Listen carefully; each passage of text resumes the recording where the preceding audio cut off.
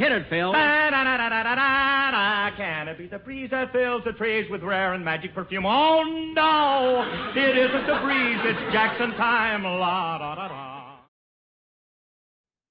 Well, hello again. This is Buck Benny speaking.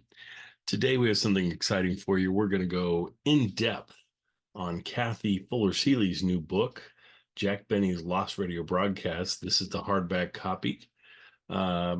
It's $52 on Amazon, but it's only $40 if you go to Ben Omart's Bear Manor Media.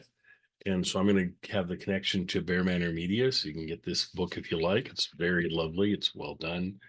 Very similar to Kathy's Volume 1 and 2. This is Volume 3. And it is a lovely book.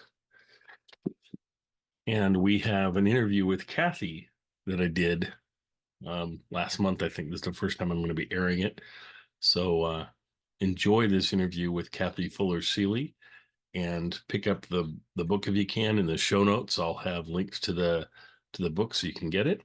And we will see you folks next time. Enjoy this interview.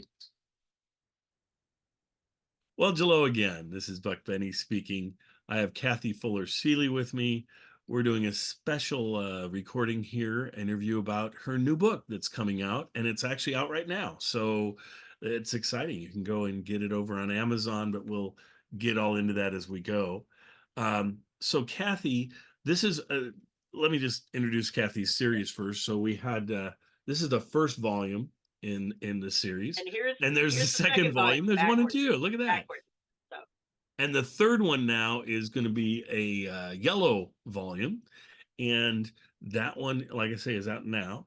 So the first volume had one script in it, the first script that was from the, that we have the recording of, the very first episode of the Jack Benny Show. Mm-hmm. But all the rest of them were unavailable as far as an audio format, weren't available. And of course, you can't get the scripts anywhere else. So she shared with us essentially 25-ish scripts that we could get to, 24 or whatever it was, 23 when you take out the first one.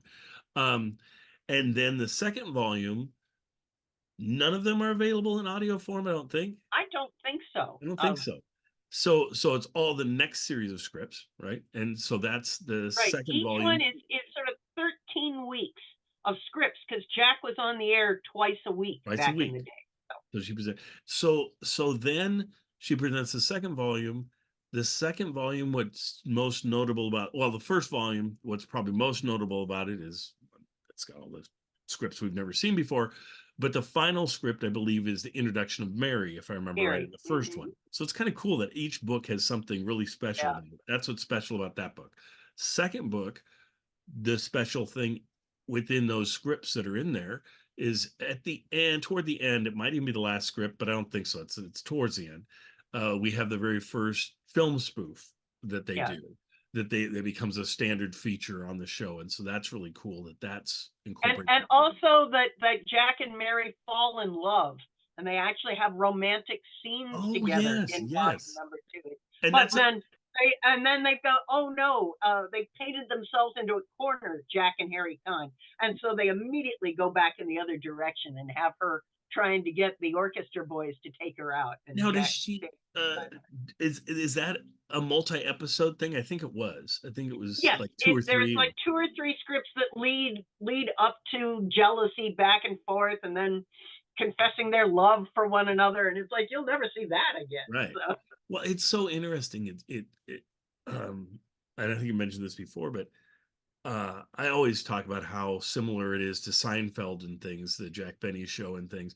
And in Seinfeld, within that first or second season, Elaine and Jerry started having an affair on the show for one episode, I believe. And then after that, they never ever do that again. That was, so it's almost the same. I mean, it's like, I just thought it was strange how that also echoed in the Seinfeld show as well. And in the same way, it wasn't like so often on a TV show or something, or they'll wait until like we're out of story ideas. Let's hook them up that, they've been on and off again or whatever for so many years, and will they or won't they, and let's do it. And then the show usually is on its dying stages by that time.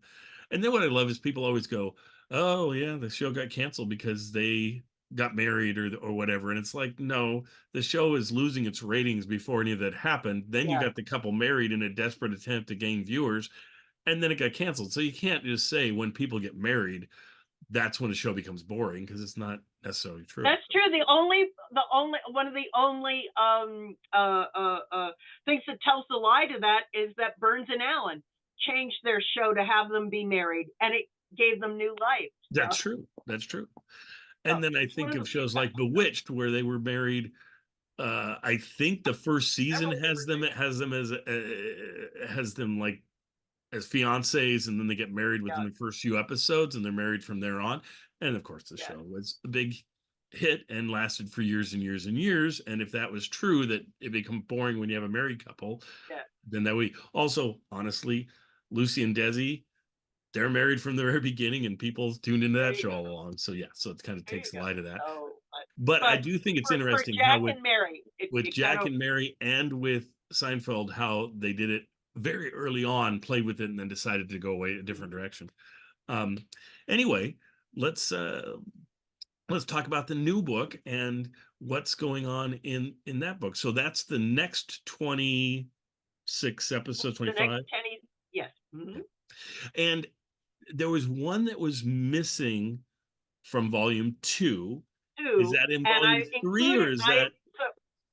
I included the missing one from volume 2 is in volume 3, but now there's one that's lost from volume 3 that we haven't found. And we may never find, but Laura Leibowitz read it once. And so this may be a continuing. Oh my goodness. So it exists somewhere because Laura actually read it. It might, but I hired a research assistant who just searched everywhere in those books, and we couldn't. If the missing one from volume 3 is Christmas Day, 1932, December 25th, 1932. And it's like, oh, darn it. But she has a synopsis of it, and so we'll see if we can one day find it. I'll have to go back out to California myself. So it's so sad. We have one missing, but we have 75 now-ish that we've never, ever been able to experience in any way, shape, or form. And now you've created 75. Who would have thought? I mean, it's still mind-blowing. I'm very grateful to the Benny family and Benny estate for allowing me to do this. Yes. Because when I first considered the project, the people at the UCLA archive said, there is no way. We will not allow you to photograph a page. You can only take a few notes. You can't do this. And so I'm both grateful to the family that I give Jack more than half the royalties of all the $10 I've earned from this book. I credit him as the author. If I could ever find a relative of Harry Kahn, I'd have to credit them too. But and the wonderful publisher Ben Omar is a fabulous person. His books, he brings in the best authors in entertainment, film, television, radio, history, and studies. He's the books are beautifully produced and reasonably. I'm reasonably priced. I'm grateful. Ben's publishing company didn't, we wouldn't have many of these books. I don't think other publishing companies would publish them, and it's his niche is radio and television, and it's my interest area totally. I mean, my gosh, his catalog of show. I mean, I go to his website or whatever, and you just look at it and go, and there's more, and more, that one and that one be interesting, this one and this one, and so many that are interesting. So, and yours are among those, which is fantastic. Hers currently is out in paperback as we speak, and so you can order it from Amazon, like we say. Hardback version's not out yet. I assume that'll be coming at some point. So those of you who, if you've already collected the hardback volumes, don't worry, there'll be a hardback volume of it. Those of you who are wanting it right away, get the paperbacks just fine. Before we get into that volume, because I know we're going to discuss that, and a lot of it's a really interesting volume, probably almost the most interesting out of all three, really. But I just want to talk about the future for this series and things.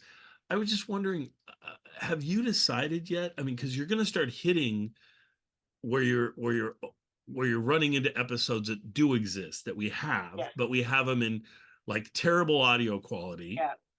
Or many we have where we have, like, because they were done on, I'm not sure how I think we're done on separate discs, and so so lots of times we'll have the first 15 minutes or the last 15 minutes, but one of the whole show. I'm assuming for at least those that are missing half the show, you will get the scripts and do those. I would assume. Sure, it's a good point.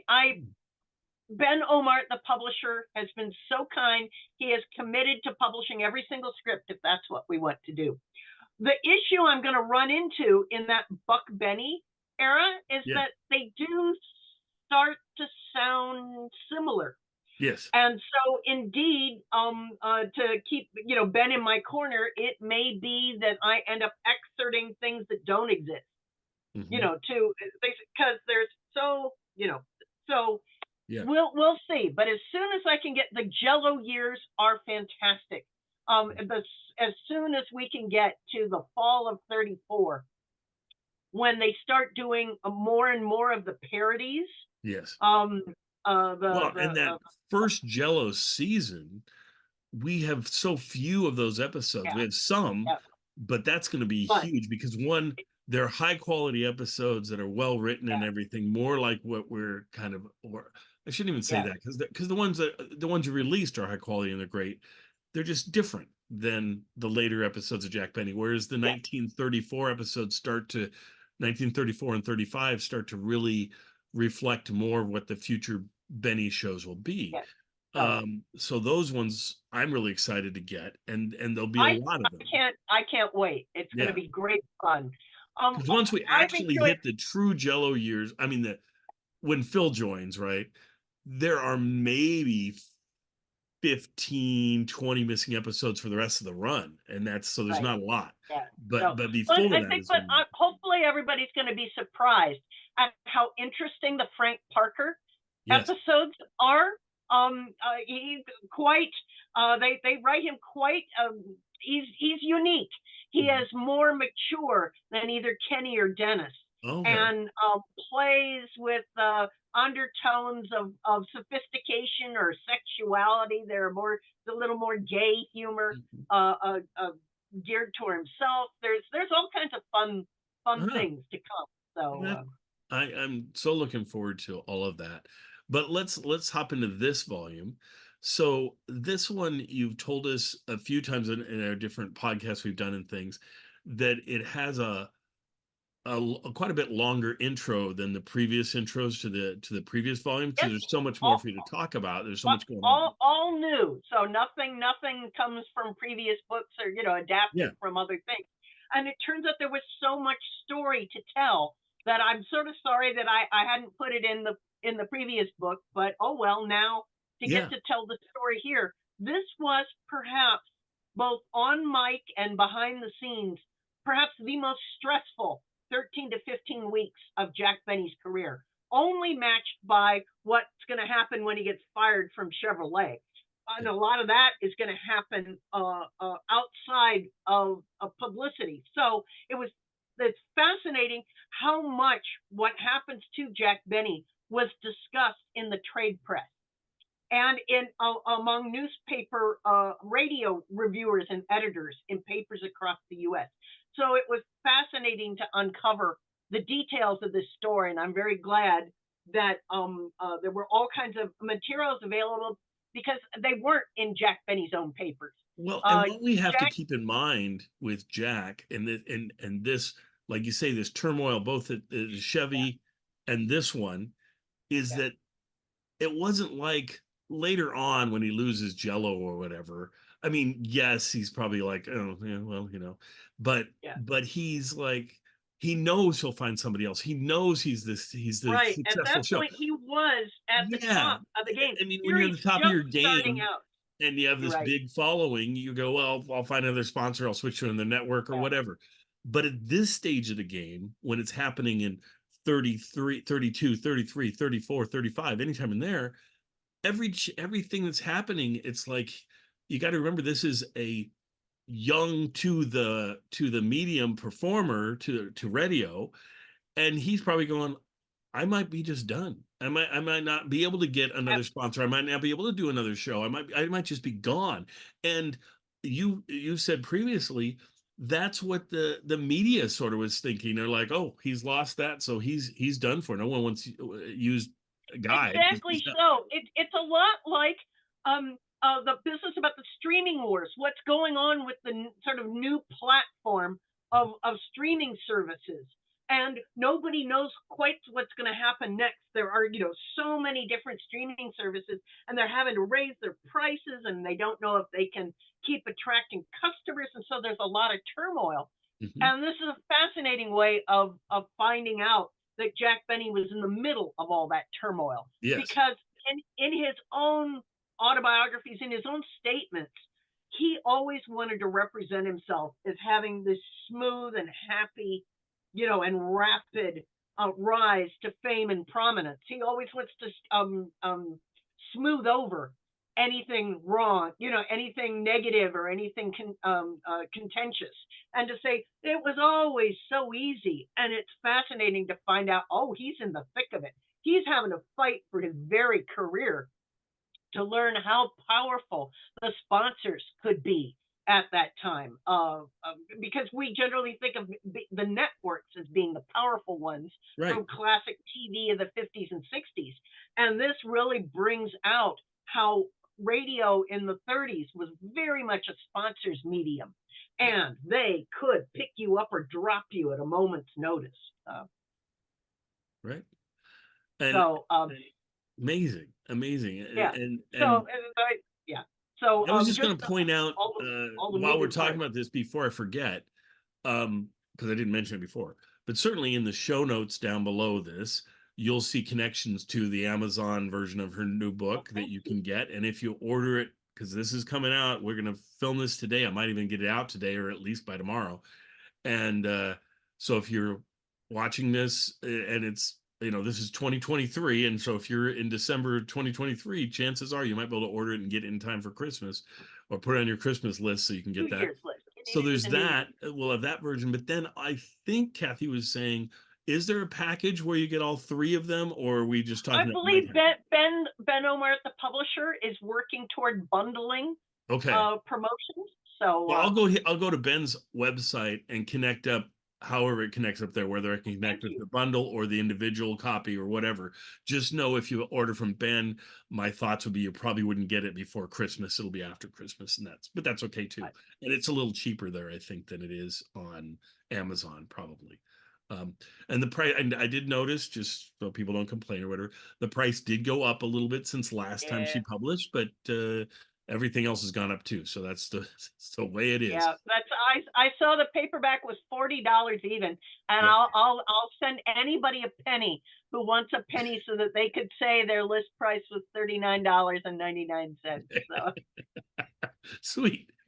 Now you're going to get all these letters sent to you for I want a penny. I want a penny. Give me a penny. But then they are a true Jack Benny fan if they do that. This is true. So as I said, I highly recommend this volume. Both for, you'll read in it scripts that are very un-Benny-like, but so both in the scripts themselves, stuff that Jack wanted to paper over that we finally get to experience, as well as the story behind the mic. And who's the other actor that's introduced in this that they wanted that this Sid Silver. It was interesting to learn more about Sid Silver's career. He's not the bad guy. Right. And the way I had always thought of the story previously was it was evil Sid Silvers and all this. And I think Sid was just as much, a minor player in all this. Just he's also trying to make a living. What I learned about Silvers, I was about maybe 10 years younger than Jack Benny, from New York City. he in vaudeville, he had gained prominence as sort of being one of the originators of the stooge role. For earlier comedians, he would be stationed out in the vaudeville theater in the audience and heckle the comedian on stage. And so didn't come out as a partner on stage, but was placed in the audience to, as I said, to give back talk to and heckle the comedian. So that was what, that was the niche he was kind of known for. So in the fall of 1932, he was involved in a musical comedy that actually had Ethel Merman in a major first role for her. He was playing the stooge role, the second comic with Jack Haley, who we know as the Tin Man from The Wizard of Oz, but who had a huge career. And so he's part of somebody's trying to mount a musical comedy show, and it's in tryouts from Philadelphia and trying to go to Pittsburgh, and the show has many, many problems, and it's the worst days of the Depression, right? And the show ends up falling apart by the end of September 1932. So he's at loose ends. And he's known for being this, popular as this stooge. And so you can see the advertising agency and Canada Dry will paint N.W. Ayer and Son as the true villain here. You see them frustrated. They're frustrated with Jack's show. They've never liked it.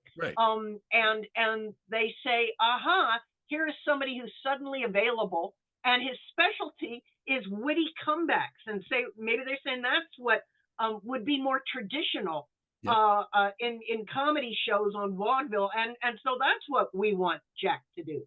So, but the worst part is they don't tell Jack. They just implant it on him. And in fact, Sid Silver's defense, chances are they painted to him as, well, this is a struggling show that's probably going to Jack's going to lose it unless we do something to punch it up. So we're bringing you in. You're going to save the show. It's probably how they presented it to Sid, I would think. Yes. You're out of work. It's a really hard times. Here's something you're good at. We're going to attach you to this show. And they also hired Friedman, the joke specialty writer who worked for Eddie Cantor. Okay. And so, but it's possible that it was a 1-2 punch. That first they send Jack and Mary and Harry Conn to New Orleans to meet up with the new band leader, Ted Weems. And because they only start talking about Sid Silver's and this new plot that they must follow of Jack becoming a theatrical producer on the show after about 2.5 weeks, about 5 episodes into this new regime. And so, I just feel so bad for Jack and Mary and Harry Conn of just having, as I said, of their autonomy taken away from them. They need this job. Well, I feel bad for Sid too, because he comes in and doesn't probably realize that there's going to be all this contention and all these issues, and it's like, oh my gosh, he's just doing his job. And there's about 5 more episodes in which Sid is on the show, but he's on for like a total of like 10-ish episodes. Is that kind of right? Yes. Okay. Now, I just, because I've never gotten this in my head quite right, and maybe you can help me adjust. So at the beginning of the book, are we going to get a few kind of normalish episodes like the last few books, and then this happens, or does this happen right from the get-go? It happens the first episode of the new 15-week period. On the very first episode is suddenly, the last Sid all of a sudden shows up.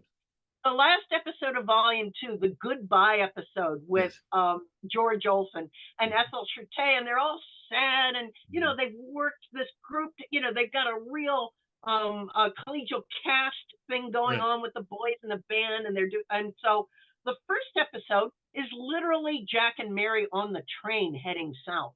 So it's just the 2 of them around the microphone, and with Harry coming up to talk with them.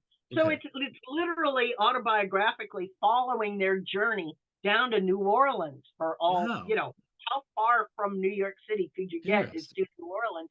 So and you're saying Harry Conn actually has this, are you saying Harry Conn? He's a character. This is the time in which he becomes a prominent character on the show in this time period, because they don't have band leader, they don't have the boys in the band, so they need somebody. Yeah, and so Harry pitches in, and you'll hear more from Harry, who is actually playing a kind of stooge character. Interesting. He is what Sid Silvers would become, and that's another reason why Harry is so mad at them. But it's very sweet and kind of autobiographical. They are playing Jack and Mary on the train going to New Orleans, and she's a little bit of a flibberty-gibbet, but they're a couple.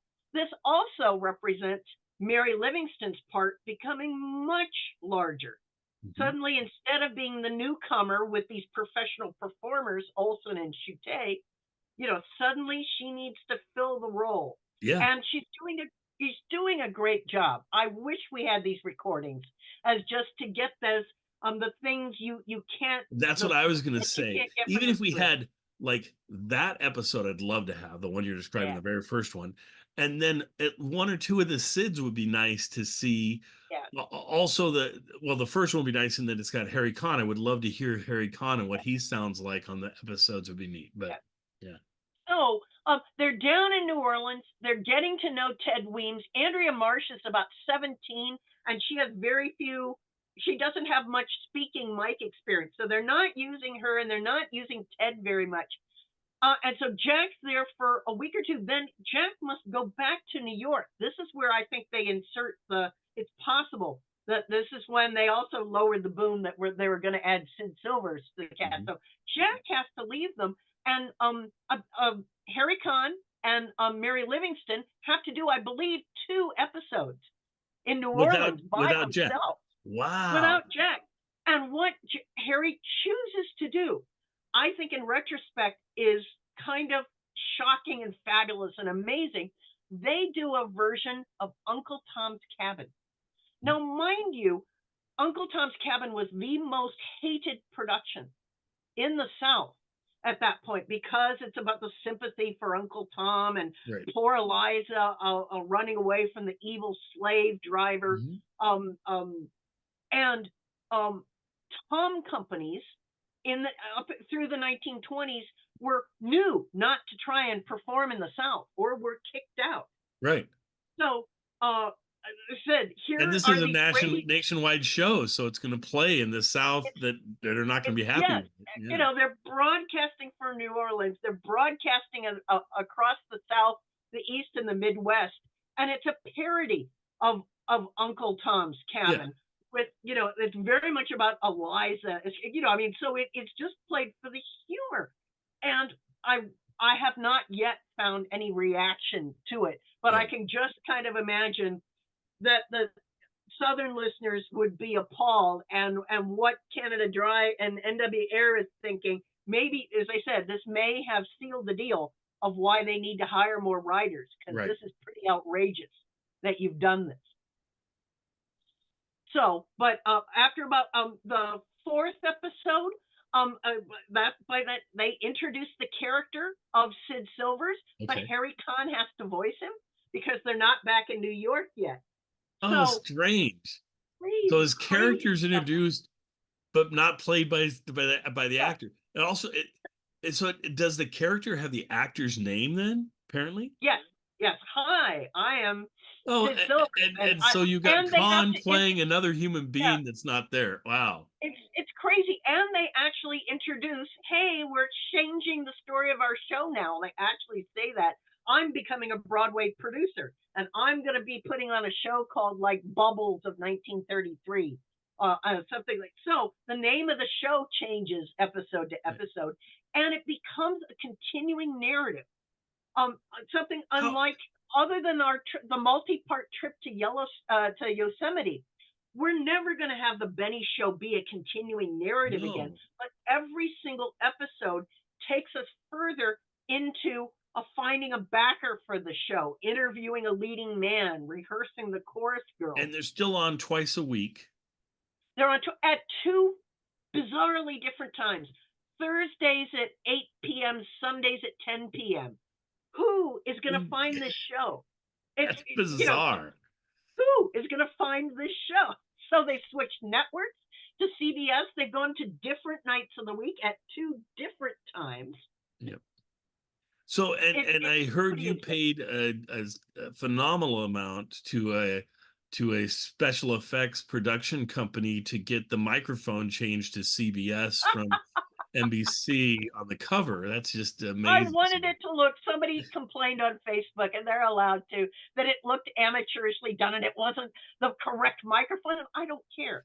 I wanted to say emphasize CBS. that's all. Yeah, so you'll find on the cover of the 3rd album that I took this marvelous picture from 1934-35 and just had pasted a 1930s CBS microphone on it. I wanted to play up the absurdity that the sponsor put Jack and Mary and Harry Conn through by switching them to a new network. And they would only be on CBS for these 13 weeks before they're summarily fired. And then Jack ends up back on NBC from March 1933 until December 1948. 49, right? 48, so for many, so as I said, you'll see it, and I wanted it to look kind of stupid, pasted in and kind of dumb. Well, and now my question for you, related to that, just because you're the author, editor, whatever you want to call it for these books, and part of the production team for the books or whatever. So that picture you're using that you've used on all the books so far, right? Because that's the first volume. Yes. If I remember right, I think we talked about this before, and you said that it was maybe, if it strikes me right, I might be remembering a wrong conversation, but that it takes a lot of work to get permission to use an official picture. Yes, so many pictures are just floating around the internet, but you don't know who owns them. Tell the folks, it cost me $600 to get the rights to use this iconic photograph on the Jack Benny book that I published with the University of California Press. And I begged. They were going to charge me like $800. And I said, please, I'm a poor academic. So Ben is kind of more laid back, but any publisher these days, they're so worried about being sued or not having the rights to things. It's very difficult to use original photographs. The University of California Press wanted me to get permission from both the subject of any photograph, but also the photographer.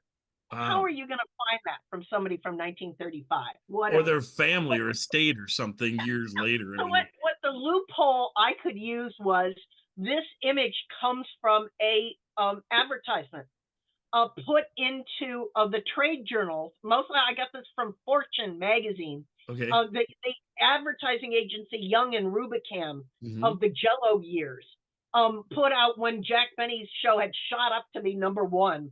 And they were so proud that they published a beautiful, simple, full-page ad in Fortune magazine that used this wonderful photograph. And if I bought a copy of the magazine or the page, the ad, and say it came from the collection of Kathy Fuller Seeley, I could then give myself permission. Well, that's cool. Well, and then the question is, are you planning on all the future volumes keeping that same picture, or at some point are you going to change to something else? No. That's because if the series kind of ends, or at least is through 36, I was going to use the same photograph. I think so, because also he's got gray hair. That's about as old as he ever looks. So exactly. It's good for a long time. Yeah. And now if you're reprinting scripts from the CBS time frame, you've already got one that you can pull that same cover out for this temporary. Well, there you go. No, by that point, by CBS will have something much nicer looking with slightly different gray and dyed hair. It's too bad. But so it's fun to set apart these 13 weeks. Yeah. Now, luckily, there is one other source for these early Benny radio manuscripts for the couple that were missing from Jack's own collection, which is out at UCLA. Okay, so you had a few missing. The NBC scripts were collected by somebody at NBC and microfilmed in terribly tiny shape. But they microfilmed every script and every advertisement script throughout the entire broadcast day. Okay. and did it kind of chronologically. And then took microfilm images of them. And the Library of Congress has these things called the NBC Master File. That's where I was able to find the couple missing scripts that are not in Jack's own collection, but there is no CBS Master File. So I'm very grateful that this is only this 13-week period was Jack with CBS. Nice. In this, because otherwise they're gone. Yeah. And so that's why the one that's missing from this set, it's so frustrating because, but as I said, but Laura Leibowitz saw it at one point when she was doing her original 39 Forever volume, which I have here somewhere. She read the Christmas Day 1932. She just doesn't know where she read it. So right. So I think it's possible that it's misfiled sometime in the middle of 33 or 34. Okay. And it'll take me going back and sifting through all the photographs I took, and I'll find it eventually. But okay. Hopefully, we'll see. But it's just great to have this many that you've found and you've done, and this is just such a great thing. I was wondering, I mean, and we'll keep on talking more about this volume, but so you do the Jack Benny book that's behind you, which is your first book that was a scholarly work that you were doing on Jack Benny and got it published and everything. So, and a lot of people, I assume, contacted you and were like, oh, this is great, and we love this and everything, that were Jack Benny fans and stuff. I mean, certainly I was one of them. But then what made you decide from going to that to going back to the original scripts, and what was the genesis of this thing? That's a very kind question. I'd had it in mind as in something I'd wanted to do from the time I just started researching this book. This took me about 10 years of research before I got it published. And way back when, I said, oh, I dearly love to have these scripts that nobody's able to see, because they're hidden in the bowels of UCLA. And at the time, I couldn't find a publisher. No one was willing to commit to it. And so that's where I'll reiterate, I'm ever so grateful to Ben Omar to be willing. How did you figure out? Did someone give you a clue that maybe Ben Omar publishes this kind of thing, or did you just figure it out on your own? I started seeing his books come out and so admired, all the things he did, and I just contacted him. And he's had some other script books, like for Lone Ranger or whatever. He's done some of these, I think, before. Nothing of this. It's always been like 1 or 2 volumes. It hasn't been like a 10-volume thing or whatever this will end up being. He may have a massive Amos and Andy set in the works. I know. So, but who knows? So I'm so grateful that he can find a way to afford, because it costs a lot of money to typeset this stuff. All the work that goes. Of course, my labor is free, but it takes a lot of money to produce. Oh yeah, a book. That, if it's not going to be a million copies, I don't know. I have such a hard time judging what a normal fan thinks versus a super fan thinks versus a podcaster thinks. But anyway, when I was listening to these, and then especially when I did my intros to all of them and everything, all the Jack Benny episodes, I was always like so excited when I'd run into like one of the tobacco scripts that wasn't available, and so I could read it, and when I read it, like I'd hear Jack's voice and all the characters. I mean, it was like after I read it, I'd walk away and say, did I read that episode or did I listen to that episode? And I couldn't keep track anymore, right? And so I thought, boy, what a neat thing if you could get these scripts that are missing, and somebody. But I was like, maybe the tobacco years we get some of them and things, and that's great. But beyond that, I thought there's just no way. I mean, I saw a bound volume of scripts come up that were from the 35 through 37 range or something, and the person was asking like $1,100 for it or something, and it's just I couldn't justify that kind of price for it. But then these come, then you do these, and they're exactly what I'm looking for at a reasonable price. I mean, I don't know what we're talking. We're probably talking couple dollars per script that you're reading. I mean, Yes. for the consumer, for someone like me, I'm paying $2 and I get to read an original Jack Benny script that I can't get any other way. And I'm just so excited by that. I mean, it's just amazing. Well, I appreciate your super fandom tremendously, because I also wanted, one of my goals was to recuperate the reputation of these earliest years. Because if you read anything about Jack Benny that was written, everybody just dismisses, and they always just say the show only got good in 36 or 37. Yeah. So they'll just dismiss these first years of, no, they were crap. They were, and just as you say with the even the Buck Benny scripts we have, they're scratched, they're old, you don't have the context, you don't, and they are different. I mean, I don't mean to sugarcoat them. Jack Benny is not full in these early volumes. He is not fully the Jack Benny that we know. Right. He's more the a little bit more of a Jerry Seinfeld character, the kind of slightly cocky Broadway Romeo, as his vaudeville character had been. And Mary's not what Mary eventually would become. Mary's right. No, Mary's not, and there kind is of a no dumber Dennis, girl sort of thing. Phil, but it is so interesting. As I said, what really drew me in was this process of experimentation and learning that Jack and Harry Kahn went through, to see the things that they tried and gave up on, to see the roots of things, because the writers, all the way up through the end of his television career, had access to all these scripts.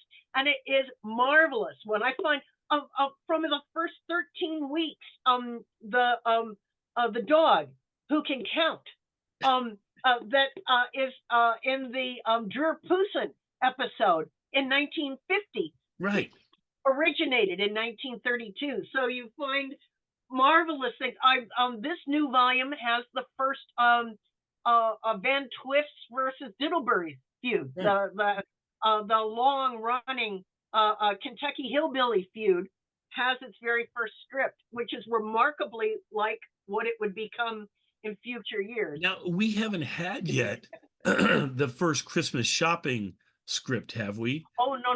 That no. That I don't believe, although there are some fascinating things. There's one coming up in the next batch, the Chevrolet batch, about Jack going out to Don's house for a meal, and then walking back and meeting all these characters and getting into all kinds of trouble. And so there are marvelous things that don't get repeated in the future, but also other bits that are reworked and developed and things like that. Because for years I talked about the 1937 shopping episode as the very first Christmas shopping episode, but then I was reading through Laura's book that summarizes all the even the lost episodes, and there's at least one or two in there that are some kind of shopping is part of it for Christmas shopping.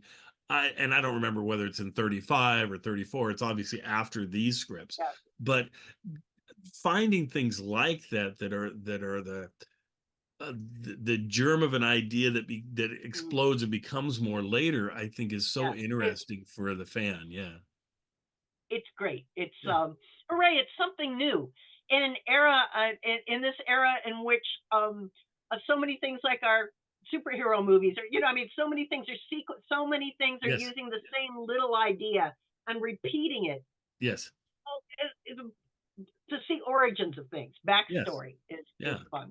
So, now you were saying that in the first script in this book, they're going on a train trip somewhere, right?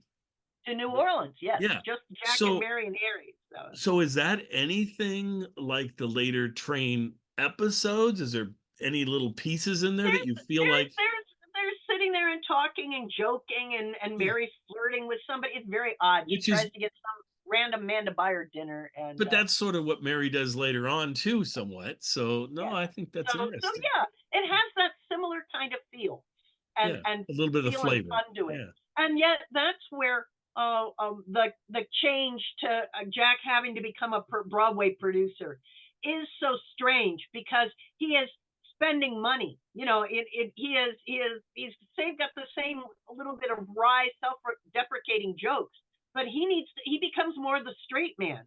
At this point, he's not cheap yet, is he? I mean, it wasn't one of the other characters cheap. And he's willing to flirt with the chorus girls more successfully. And George Olsen was the cheap character, wasn't he, for a while or something? Right. Yes, George Olsen started cheap, but what Sid Silvers is going to be is incredibly lazy and finding ways of scamming money out of people. And Jack just doesn't care. The money goes away, and he gets the original Schlepperman very early into this foray into Broadway producing to put up $100,000 in late 1932 money for this show. And it was just like, and this, just to let audiences know, she's talking about the show behind the show. I mean, this is not, she's not saying that Schlepperman is real and is putting up money. This is a character. And it's not even played by Sam Hearn. Right. So it turns out that Harry a different Conn person playing this. Has invented the Schlepperman character before Sam Hearn comes along. Yeah. And because we have that he's a loaded showbacker. Yeah, because the first Sam Hearn version of Schlepperman we have in audio format, which is great. But this predates that by a good year or more. So that's just exciting that we get to hear the beginnings of Schlepperman. Was the character written somewhat the same? Can you tell it's the Schlepperman character? Or no, he just doesn't. The same he's name? Not playing with language. He's not playing with Yiddish phrasing. He's just no. So I don't know what.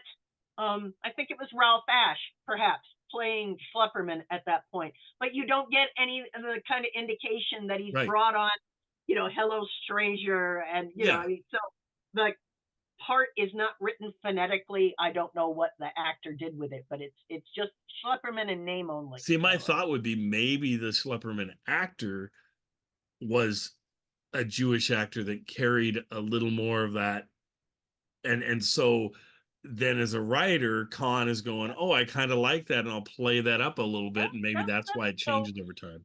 So we'll find out. There's a year and some to go to dive deep. Because I haven't gone through the Chevrolet years with a fine-tooth comb. Right. I've kind of had, I take each volume as it comes. Now the Chevrolet years, are they one episode a week or still on the 2 episodes? Yes. No. Hooray.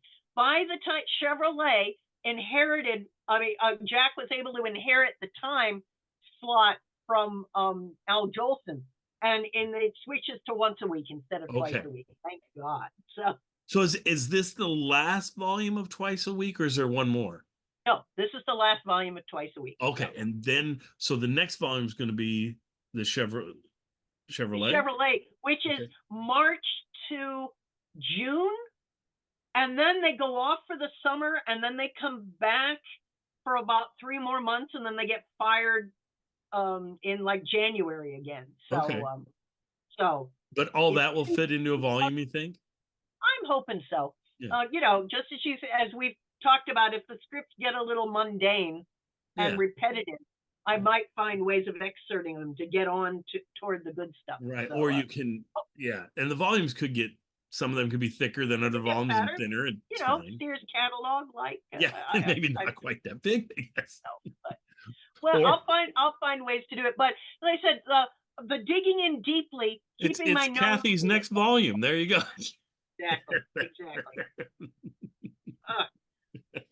But that digging in deeply was what helped me discover something that just hadn't occurred to me, and I'd never seen really played up, the fact that Gracie Allen appears on the show on January 8th, 1933, along with George Burns, as a part of her famous running around to all the different radio shows looking for her missing brother George. Yeah.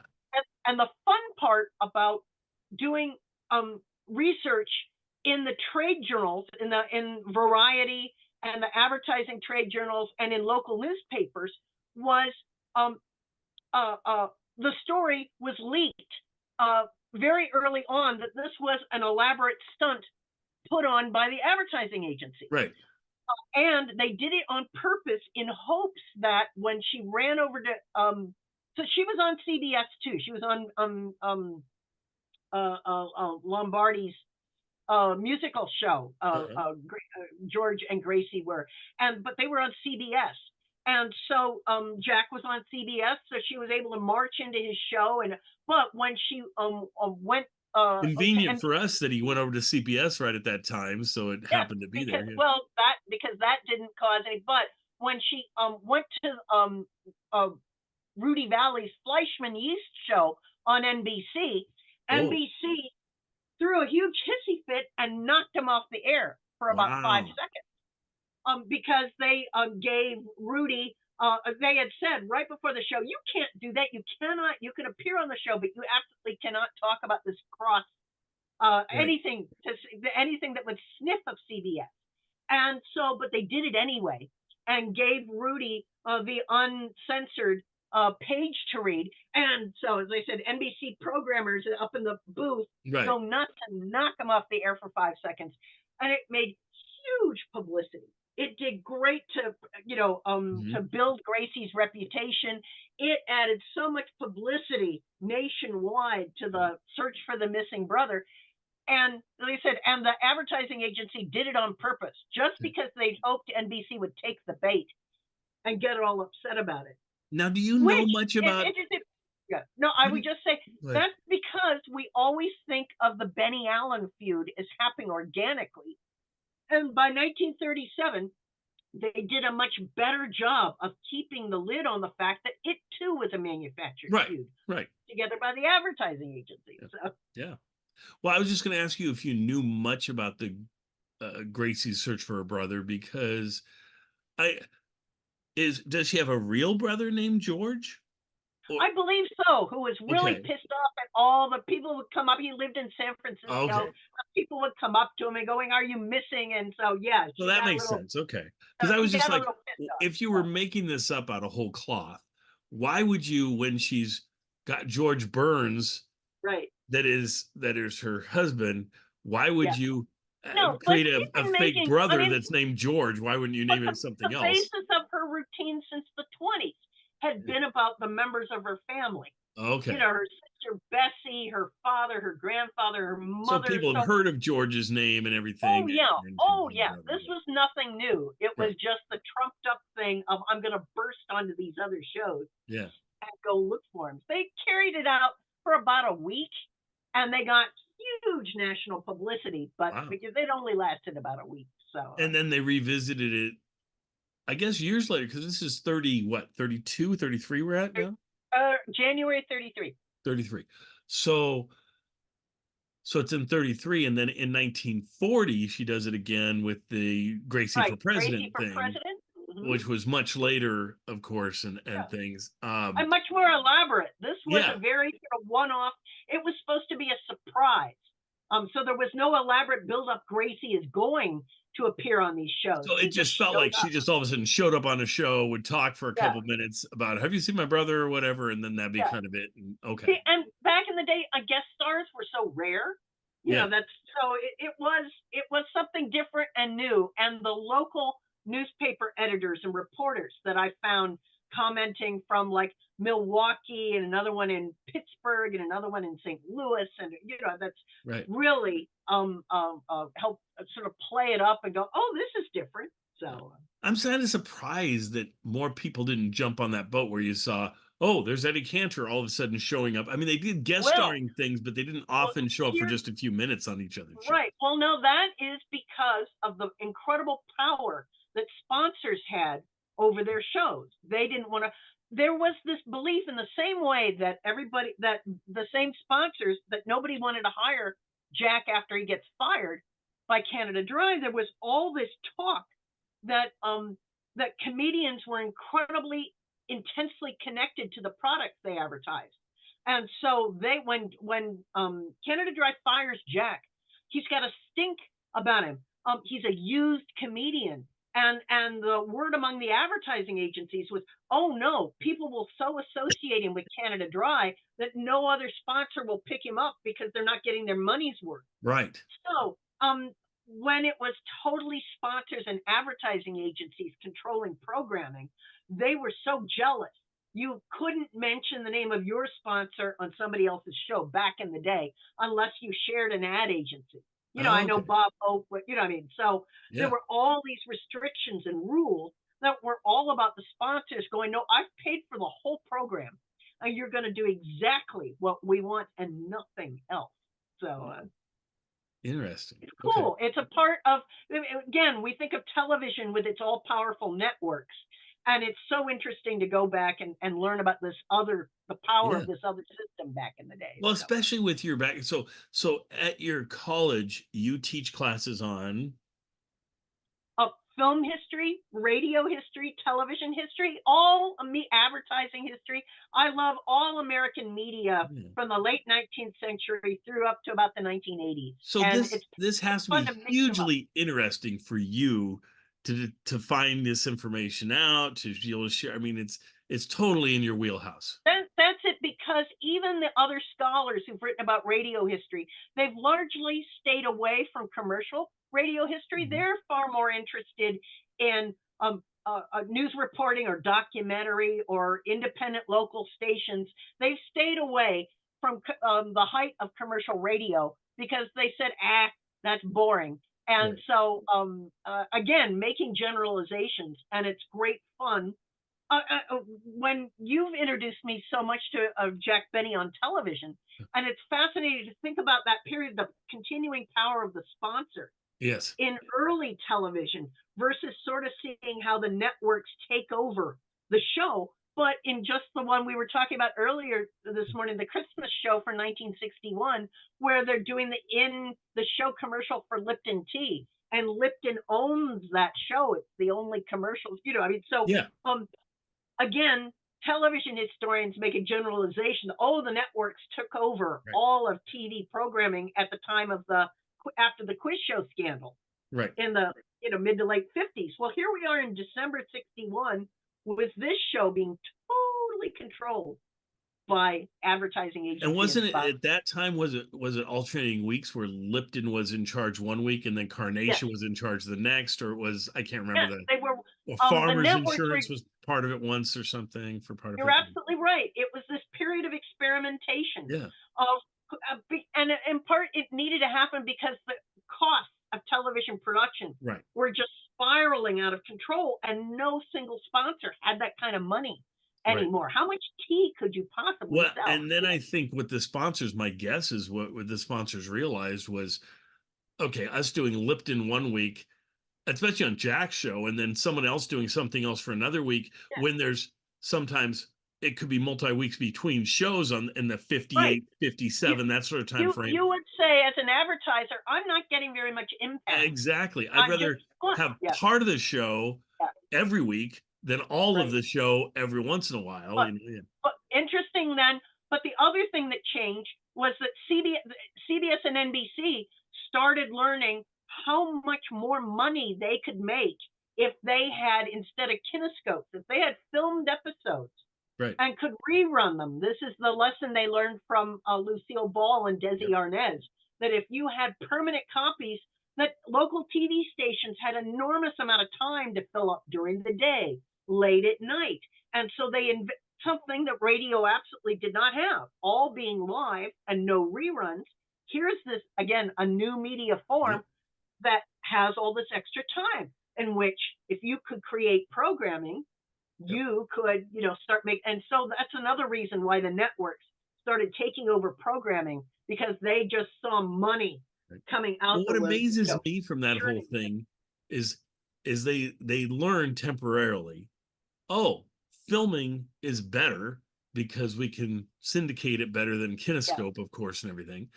But then a decade later or something, they're like, oh, it's so much cheaper to use videotape. Let's use videotape, when the shows that continue to be filmed in the modern age, we can convert those a lot easier and a higher quality to HD, right? Whereas you can't do that with a videotape. No, but it was all, and then they would just retape over the videos. The videotape was expensive. Sometimes, That's why we have so few Johnny Carsons, why we have so few episodes of some shows. They just tape over them again. Filming was very expensive, and there are so many hours of the day to fill, in a 3-channel universe. So and then you end up with shows like Happy Days is my favorite because it was filmed like the first year and a half or something, or 2.5 years, I don't know what it was, and then it went to videotape. And so now when you watch them, the clarity of the first couple of years is so much higher than and then you've got the additional problem that the original agreements didn't necessarily include the background music. So I met some really interesting folks from CBS, engineers who were going back into the episodes, and they were having to take out the copyrighted music and put in non-copyrighted music, which sounds horrible and everything. And it's like, and so often if the character is referring to the song at all, it makes no sense. Exactly. They were proud of an episode where they removed a Beach Boys song and just put it, and it was a dance contest, and it suddenly made you removed a whole layer of the pleasure of the show. But that was, here copyrights and royalties and all this stuff. So and I think that's why now so many shows almost don't have theme songs, or like you have the Lost theme song, which is one note essentially. So you can't really copyright a note. So it's So there's so many moving parts, and it's so easy for us to say, oh yeah, this happened because of this. And then the fun of history for me is going back and finding, oh no, there are all these other unintended consequences that add to it. So well, let's go back to your book for a second, because I'm just thinking, so now Sid's in there, they get they have a big battle, they get Sid out, they switch networks to CBS. Okay, no, you've got it. They've switched networks to CBS. They've had to go to New Orleans, get a new singer, a new band, reconstruct the show, and give Mary a much larger part. Experiment with, are we going to give Harry a larger part? And he seems fairly reluctant to do it, because he certainly could have written himself into every episode. And I kind of admire that he chose to stay in the background, because he could have, it could have been the Benny and Cotton show, and it wasn't. But as I say, just about the time they're leaving New Orleans, that's when I think they get the message that, no, you now must be a show about a Broadway producer, and you're going to have this annoying heckler, Sid Silver's in the show. And so you've got about 5 or 6 episodes of that. As I said, interesting that it's a continuing narrative. So unlike we're going to show up and do something different every show. It's a continuing narrative. It introduces Schlepperman. Sid, what behind the scenes is making Mary so angry is that his attitude to her in the scripts that now he's co-writing, he's really putting Mary down. Really, she's not, he says hi toots, and she, so you even in the scripts, you can see a little bit of friction there. But behind the scenes, we learn there was a tremendous amount of friction, and Harry and Jack and Mary going for a showdown with the sponsor and advertising agency and say, end this stuff or we quit immediately. And Variety made a big deal about the fact that it was Mary Livingston who forced Sid off the show. I don't know what. It might be true. It might be a misogyny. We're going to talk about the grouchy woman. But it's interesting that here she is portrayed as saying, no, you've diminished my part. She's just taken on that part. Well, and it's interesting that years later, as Phil leaves the show, on the Dinah show that we listened to, where Mary and Phil are on there, Phil basically is like, Mary said I had to go and I was just done. So maybe Mary has been because I don't think Jack sort of has that in him. He's too nice of a guy or whatever, that he can't can people too well. I don't think. I think most people just kind of left his show and he was like, okay, they weren't right for the part anyway, and then he gets somebody else until he finds the right person and locks them in. But essentially, people were just kind of leaving at times, certain actors and things. But maybe Mary was the heavy, and maybe Mary got rid of Phil, and maybe Mary got rid of Sid. Yeah, so it could very well be. And then it's fascinating to look in the trade press and the local press to see how everybody is sort of TMZing, gossiping about this. Right. There's one local writer in Brooklyn who is really playing up everybody starts to take sides. So there are actual radio writer reporters who take Sid Silver's side and go, we're Team Sid. Jack Benny is terrible. We think Sid should get his own show. And there are others who go, have him get his own show. Look, get him out of here. They've appeared. They're in the same New York nightclub. Let's all watch and see how Jack and Sid, deal with being in the same room. So the local gossip is kind of really amusing. But so they rejoice on about the 10th of December when they could say, hey, we're back to the old show format. We're gonna do our little movie parodies. We're gonna do this and that. I'm no longer producing a Broadway show. And you can just sort of sense the relief. And they end up, Harry and Jack write parodies of a couple really risque Broadway shows that were being made into controversial films. The Miss Sadie Thompson about the fight between the conservative minister and the prostitute in Pango Pango, doing some other things and bringing back their favorite character from Grand Hotel. They create a character called Kringeline. That's right. The Grand Hotel movie, who's always running around going, I've only got 5 minutes to live. So it's marvelous dark humor. They're enjoying themselves. Now, Kringeline, that character, is he in your previous volume 1 and 2? Did he show up in those, or is 3 where he shows up? They first started the Grand Hotel among the last 3 or 4 episodes with Ethel Chute and George Olson. Okay. So it had started at the 3/4 of the way through volume 2. Okay. And they got a lot of publicity about it. They claimed it was one of the first movie parodies. And nothing is ever the first. No. And there were some people in vaudeville who were doing movie parodies, but they got a lot of good publicity for it. And it was Jack's first movie parody, so there you go. Yes. So, whatever. So they bring back the character Kringeline. They do Grand Hotel again. And so they think things are fine again. Now I can say off mic what's happened. The soft landing that Sid Silvers gets. Hooray for him. Is that, remember I mentioned that he was a part of a Broadway musical comedy that had died in tryouts in Pittsburgh. Well, the backers and they put the show back together again, still had Ethel Merman with it. I think still had Jack. He goes back with the show. He goes back with the show and it becomes the toast of Broadway. Oh, nice. So, good for him. There is no way that Sid could have actually been on the radio on these random nights. Yeah. As well as they would have lost him anyway. Yeah. So, yeah.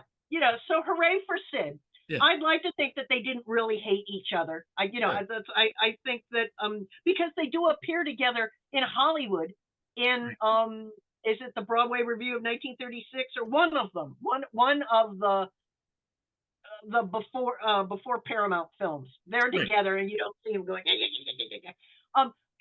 After Sid Silvers, after his he's like 6 months, a good long run on this Broadway show.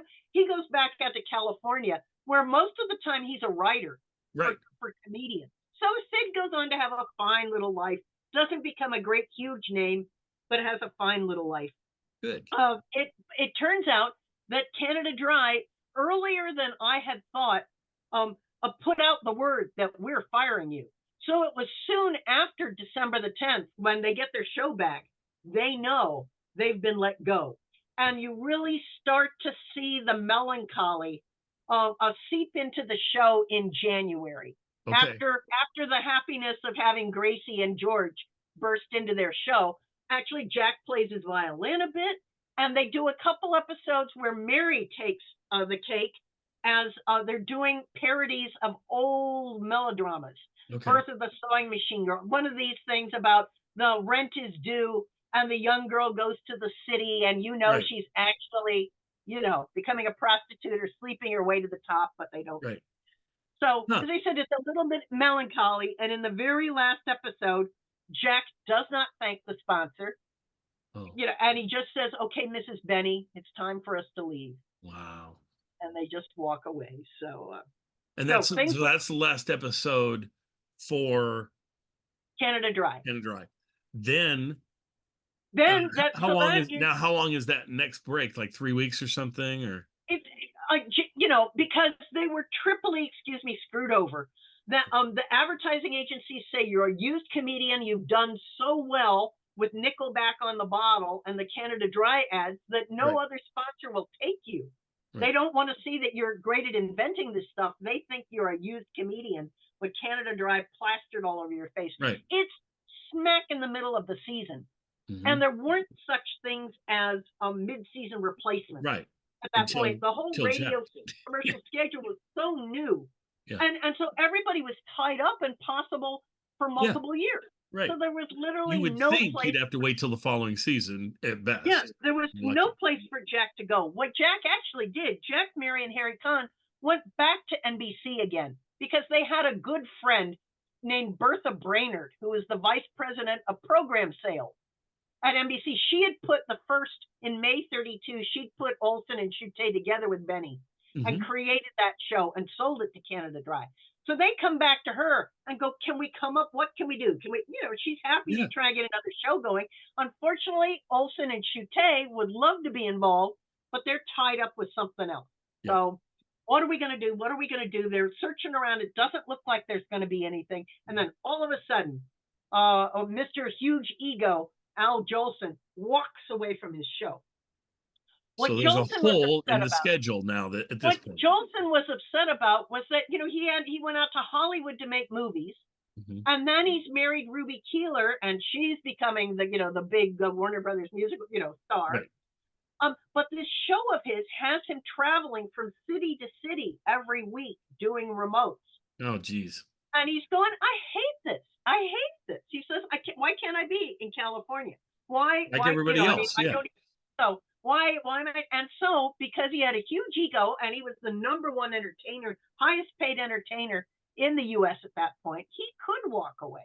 And so he just walks away the 1st of February, breaks his contract. I always love this kind of thing because, so he walks away because they're putting him in different towns every week. Yeah. Then Jack comes in, takes over. I bet they don't have Jack going from different towns every week. They probably have him in one place. What is going to happen is that, here's the difficulty. And this is the movie industry and radio had the performers were actually meshed together, but the sponsors hated the film industry. Right. And the film industry hated the sponsors. And so what Jack wanted to do, he was under contract to MGM. Right. At this point, and then making movies at RKO. And what Jack wanted to do was to travel back and forth. Hollywood wanted him to be in California permanently. Yeah. Radio wants him to be in New York permanently. And so that is why we're going to see from 33 to 36 or 37, we're going to see him change band leaders so often. Right. It's because when he's in New York, he can use an NBC band leader. But when he travels to California, they can't leave because they're on 4 other shows and play at a nightclub. So he has to get a different band leader in California, but they can't leave and go back with him to New York. So he kind of has 2 different casts, one for New York, one for California. And they're all, so it ends up being a different one all the time. Oh, okay. It's very random. And he has 10 different announcers during this time period. And that's what gives him the idea of putting like Don Wilson under contract. Right. What he's going to do in 34 I want more control over my show. How can I create these characters if I've got a different announcer all the time? Right. So.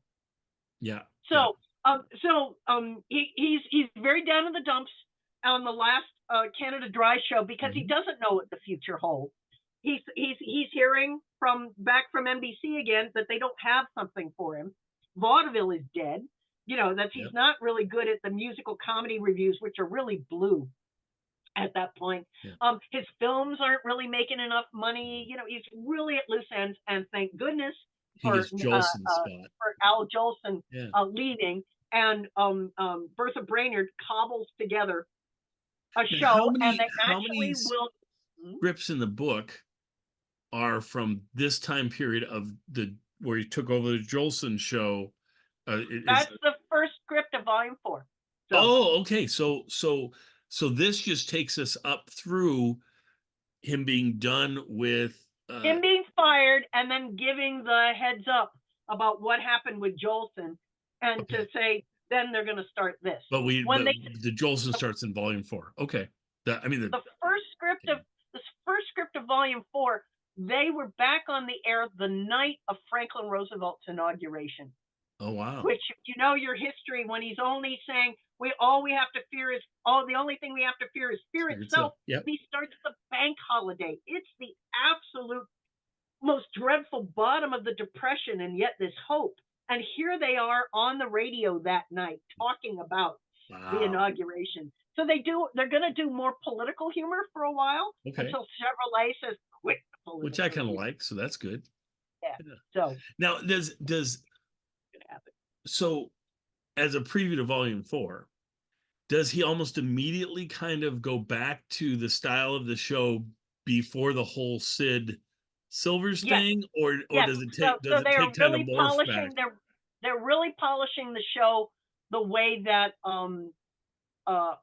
they had done during Ethel Chute and a George Olson period. They get a male singer now. I think Mary could have had something to do with this too. That she's, this is when she becomes the only woman on the show. Yeah. And so they get a couple really good announcers, like Howard Claney and Aloy Havrilla. They get a couple good announcers. I believe this is about the point where they hire Frank Parker as singer, but he takes on. So in the next volume, Frank Parker at some point will probably show up. Yes, I think it's pretty soon. Okay. And so, and then Dawn, I think Frank Black come not too far down the road. Is Dawn like Frank volume Black 5 or something, or? Yes, Dawn gets hired in October 34 when Chevy has fired them and they start with General Tire. That's when Jack says, "I've got to get more control of things," and Dawn is the first person he puts under personal contract. So very good. Wow. So much is going on. The comedy develops. You start seeing that. Yeah, I can tell that's Jack Benny. So. Okay. And then your intro on this new book is longer because you have to talk about all this stuff. But I'm just trying to get in my brain how much is it, like twice as long as your old intros, you think, or 3 times as long, or? No, about twice as long. It's 10,000 words. It's the length of one of the chapters of my book. Okay. So, excellent. So, and all new stuff and great fun. Again, other things I'm grateful for are things that aren't in Jack Benny's papers, but through these digitized access to the trade journals, the business journals, and local newspapers, it was a golden age of radio, of important, influential radio reviewers. Right. In the early 30s, those people would sort of go by the wayside by the late 30s because there becomes so little to report on. Right. What's going to happen is the performers in radio get locked in this early age, and then they stay on for years and years and years and years and years, and there becomes less and less for radio writers to report on. Right. So, other than the occasional new show or something, like when Phil gets a new show or something, and that's it. Yeah. So it's going to be very few and far between. So. And then and in your intros, I'm trying to remember. Do you talk about what reviewers are saying at the time and things about some of the episodes and so forth? Every good review I can find, and there were some really interesting ones. There was the radio editor in Buffalo wrote, I'm going to miss you, Jack Benny. You've been marvelous. And it's like, that's it. Whereas I said a few others enjoyed the snark of reporting on, trying to create a feud between Benny and Sid Silvers, or Benny and NWA and the sponsor. So it ends up Canada Dry would just say to hell with it, and they would get back out of radio. And they would only come back with Information Please, a favorite program of mine that started in 1938. So interesting. So I'm just so excited about these 3 volumes. Are fantastic, and I love how they cover Now we're out of the every other week. I mean, every twice a week Benny shows at the end of volume 3. Yeah, so. and then volume 4 is going to be starting up the once a week shows that we're going to continue from then on. Yeah, right. And also the other things we'll see is a gradual reduction in the number of songs. Yes, the expansion of comedy and the reduction of music is just going to, as well as they said it by volume. Well, Andrea Marsh has very little to do in volume 3, so we're going to see Mary's part expanding tremendously as she gains more confidence, and because she was very popular. It's really interesting to see in the early days of the radio fan magazines that she is getting lots of newspaper articles and radio articles written about her. So, we think of her as the character on the side. We think of her as fading out in the late 40s, but she and Jack were really considered a team. Okay. Yeah. For sure. In this time period. So. Now, for volume 4, 5, future volumes and things, like you say, they're going to have less musical performances, which means more scripts. So the scripts are going to get thicker.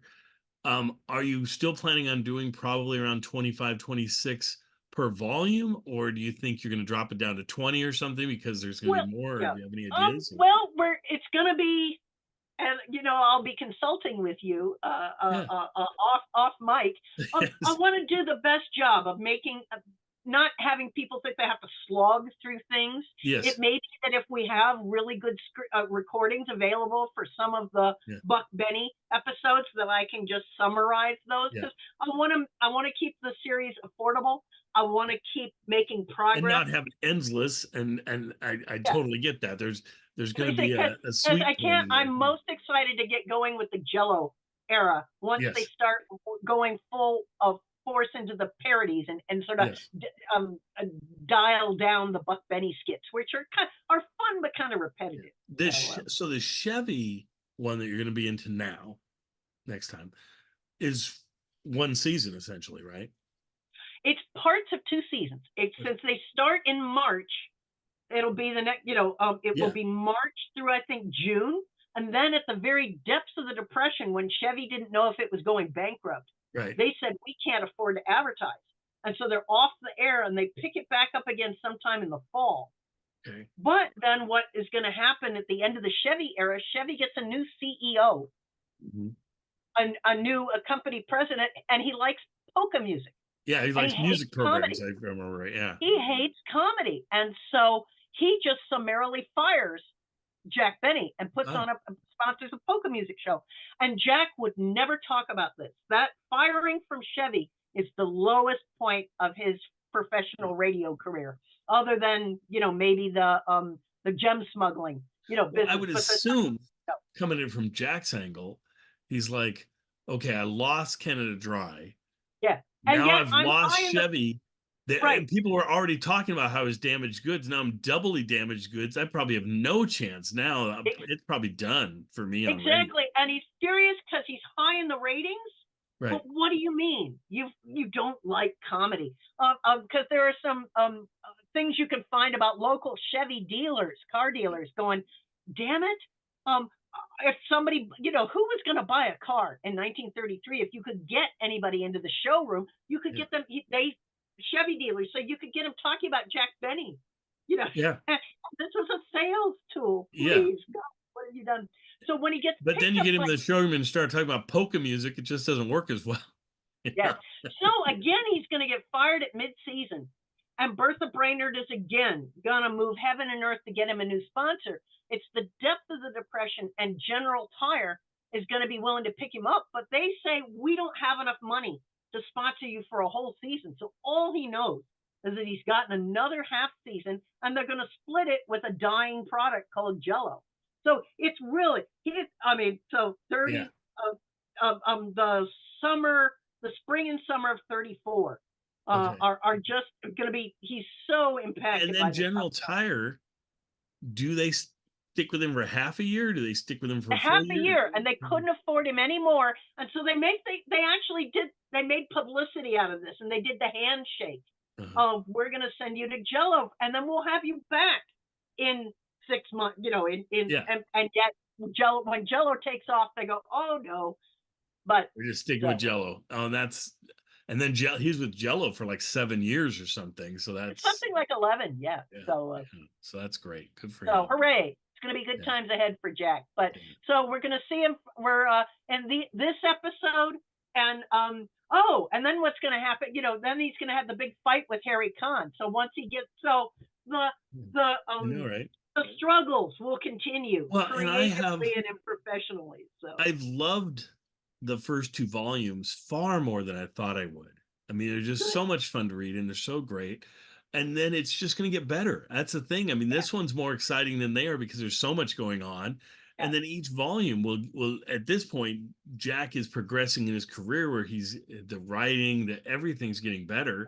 And so I just keep looking forward to these. They're going to be great. Hooray, hooray. Yeah. But I thank you for appreciating the first 2 because there are hidden gems in there. It's especially if you read it in Jack's voice, it's great fun. It's great. It is. And I can't read it any other way. Jack just pops into my head and I can't, it's like he takes over. So it's okay. It's great. I love that. So much to look forward to. So folks, make sure if you haven't looked at these, you take a look. I mean, I probably wouldn't buy all 3 volumes together in a set without at least looking at one, because I just don't want people disappointed or anything if you're thinking it's something it's not.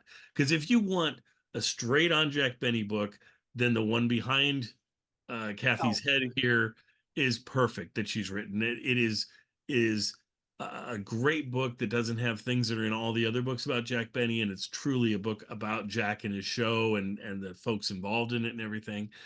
But if you're an excited fan like I am to read the old scripts that you can't get anyplace else, this is fabulous. And then I would buy the 3 volumes if that's who you are. I just don't, we want you to be someone who's going to be happy with it. And I think you'd find if you get one of the volumes, you'll get some of the other ones. I guess I would say, I'm just going to guess at this, Kathy, and you can jump on me if you don't think so. But if I was just going to go, I don't have any of the volumes. I want to try one, see if I like it, and I'll get the other ones. I'd probably maybe start with number 3, just because I think it's so interesting that I think, and then go back and pick up 1 and 2. Not to diminish 1 and 2. It's just there's so much going on in 3. It's building. Yeah. And I think it's neat, because you're going to get Mary throughout in this one. You're going to get, there's a lot of things you're going to get. You're going to get introduced to Schlepperman in this, or a version of Schlepperman anyway. I think you're going to get some good comic commercials. So. Yeah, I think it's great. So anyway, we'll let it go there, and I can't wait. We've done one of these intros, I think, for volume 1 and then 2, or 1 and 2 together. I can't remember. And now we've done 3. We'll be back when volume 4 comes out. I can guarantee you. And I assume that's probably going to be before next Christmas. I would hope that we. Oh, I sure hope so. Wouldn't that be great? Ben Omar willing. I want this as a yearly Christmas present, and then I'm a happy camper. So anyway, and I'm glad this one came out before Christmas. This is awesome. So get out there, get it, enjoy it. We'll have the links below. Use those links, get those books, and we'll see you folks next time. It's so much fun spending some time with Kathy doing these interviews. But it's also fun reading what Kathy's written for us. You're so kind, Daryl. I so appreciate your enthusiasm and love for Jack Benny and making such delightful conversations. Thank you so much. And I love chatting with you about it. It is so awesome to just and that we can do this. I mean, this is great that we do these interviews every once in a while, but the fact that we can do it every week, and so often I'm exposing you to a new episode. Like this week, there was a new episode you'd never seen. Wonderful. Wonderful. It's wonderful. Anyway, thanks everybody, and we'll see you all sometime in the future. Oh, and remember, tune into our shows, because we come on every Sunday at 7 o'clock Eastern, 4 o'clock West Coast, and we have a new show on YouTube every week. So enjoy those shows as we keep bringing them to you. And we'll see you guys next time.